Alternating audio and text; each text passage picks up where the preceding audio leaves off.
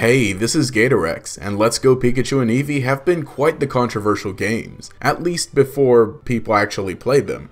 I did make videos like this for Sun and Moon and Ultra Sun and Moon, so this one is just me being consistent. All of these are my opinions, and I'll try to stay away from every number on the list being removed features. So let me begin with number 3. Okay, I know I just made fun of the whole complaining about removed features and mechanics, but when it comes to building my team for battles, I really miss some abilities and held items. I think limiting the usable Pokemon to 153 is enough to shake things up. Battles are still pretty cool, but the usual synergy that I tend to build my teams around, using abilities, is nearly gone, and certain Pokemon that were basically defined by their useful abilities, while still technically viable, feel neutered compared to their previous Generation 7 games, where basically every Pokemon was at full power. Along with this, I feel that the online battling is underwhelming. Thankfully, it's not the Festival Plaza, but the fact that there's no true battle spot, or multi-battles even, which I use the most along with basic Pokemon, makes the online feel lacking. And that's where I'll end it for the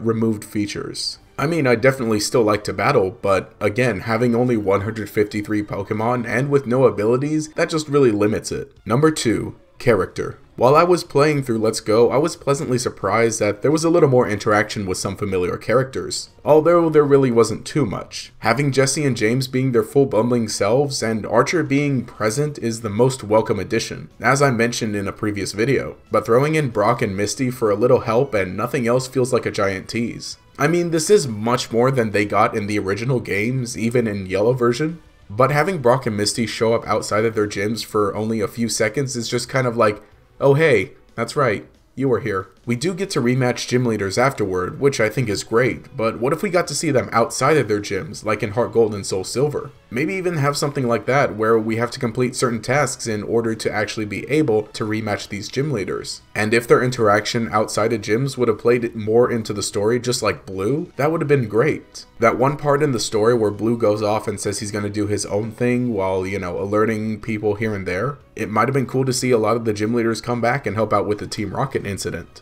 Similar to what happened in Black and White. Even though that wasn't a whole lot, that still might have helped. I mean, Sabrina was in the same city and she's psychic. How did she not see that any of this was going on and want to help out? Number 1, post-game. Okay, it was way too ambitious to expect that something like the Sevi Islands or a battle facility would appear in this game, since these games are more heavily inspired by Yellow version and not Fire Red or any other Kanto games. But the fact that there isn't much to do aside from training Pokemon and catching shinies feels like it's more of a one and done kind of thing. The Master Trainers really don't do it for me. Like many other things in this game, they're just kind of there. It is neat that you get to battle Leaf and Red and get the legendary Pokemon afterwards, but that's not that much. Catching legendary Pokemon is something that you get to do in the original Kanto games anyway. Honestly, I really don't know what I could suggest as an alternative, aside from, like what I said, Sevi Islands or some battle facility. The type of game that this is really just kind of does seem to fit as a one and done, aside from building teams and catching shiny Pokemon.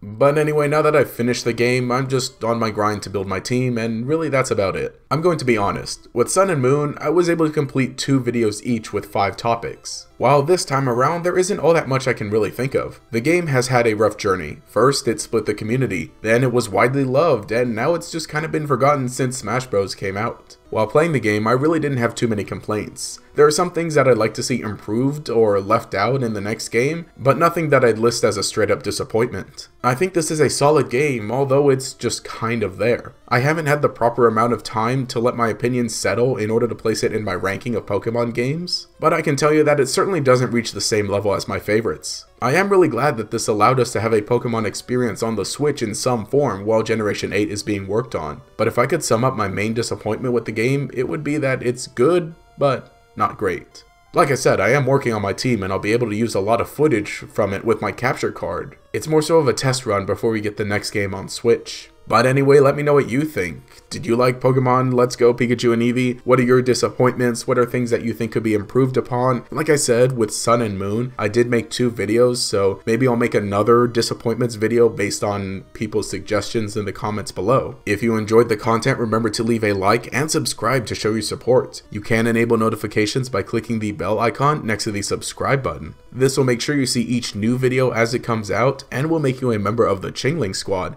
Anyway, this has been Gatorex. Have a nice day.